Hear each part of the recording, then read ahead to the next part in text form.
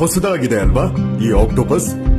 ಉಳಿದೆಲ್ಲ ಆಕ್ಟೋಪಸ್ ಗಳಿಗಿಂತ ವಿಭಿನ್ನ ರೀತಿಯಲ್ಲಿ ಜೀವನ ಮಾಡೋ ಇದು ಸಮುದ್ರದ ವಿಸ್ಮಯ ಜೀವಿಗಳಲ್ಲಿ ಒಂದು.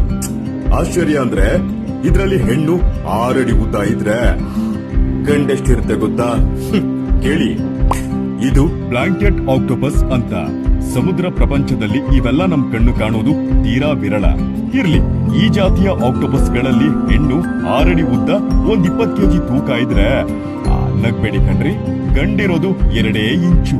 ಈ ಸೈಜಿನ ಅಂತರ ಇದ್ದೂ ಕೂಡ ಇವೆರಡು ಮಿಲನ ಮಹೋತ್ಸವದಲ್ಲಿ ಭಾಗಿಯಾಗುತ್ತವೆ, ಯಶಸ್ವಿನೂ ಆಗುತ್ತವೆ.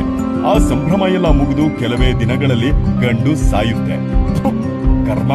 ಇನ್ನ ಇವೆಲ್ಲ ಪೂರ್ತಿ ಮಾಂಸಾಹಾರಿ.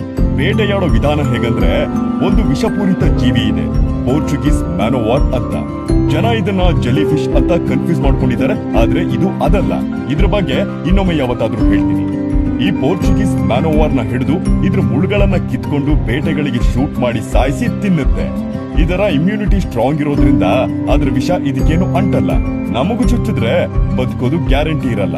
ಇದರಲ್ಲಿ ಬೇಜಾರಾಗೋದಂದ್ರೆ ಗಂಡಿನ ಪಡಿಪಾಟ್ಲು ತುಂಬಾ ಚಿಕ್ಕದು.